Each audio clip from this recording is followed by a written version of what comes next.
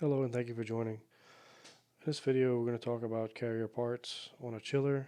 In this scenario we're going to use a 30 RAN 045 611 DT. And we're looking for the fan motor and the blade. First thing we want to do is we go to Epic and we're going to start our part number, our model number 30 RAN. You can type in your 045 here and this will bring you to a narrowed down search. We have a 611 DT. So we're going to go to the closest model we can get, which is a 610. Go ahead and select that there. The first thing I like to look at when I look at any model, especially applied equipment, is the significance chart, because this will give me more details of what I'm looking for and what options are on that machine. So I hit the SIG chart here. This will bring up information about the chiller model number. So we can find out here what size we have, each digit of each nomenclature value. The most important part on a chiller is these last two digits, the 15 and 16, which is the field factory installed option code. And it says see page 2, but if you see it doesn't have a see page 2, and this is where it starts getting confusing, is to hit your forward button up here. Forward bring you to the next page. And as you can see, here are our options: 2, 7, 9, 10, 12, 21, 23, 25, 28, and these coalesce to the 15th and 16th position of the machine.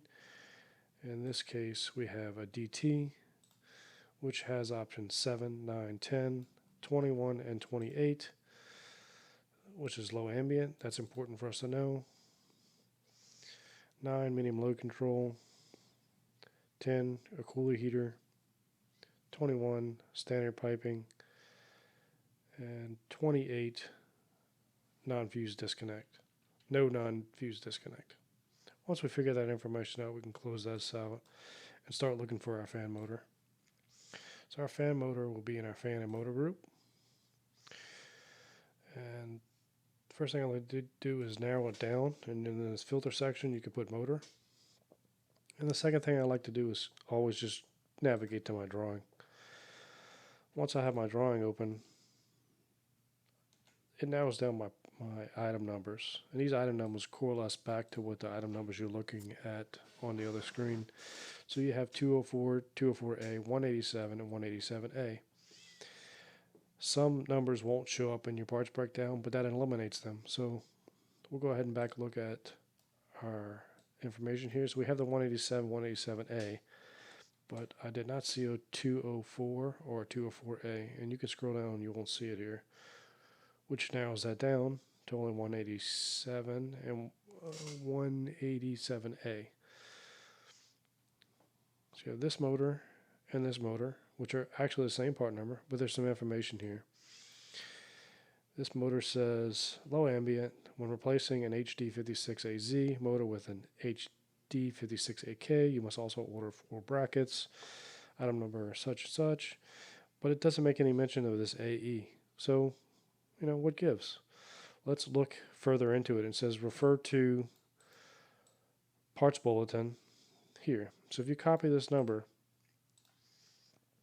go to your HVAC partners,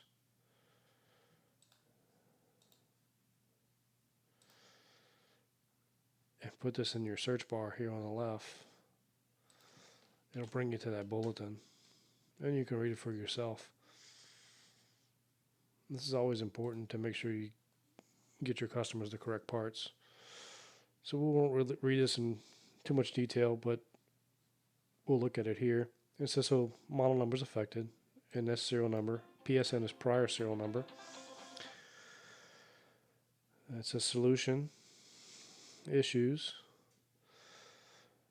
If we look through the details and just quickly read through this, I don't see anything about that HE or the AE motor that we're dealing with. So this bulletin doesn't apply. So right here is the motor that we're looking for. We can go ahead and check our availability and price on that from RCD. And also the fan blade, which is here. And you can verify that by viewing your picture, which is 173, 172, and 171. 171 is likely your fan blade. Thank you for watching.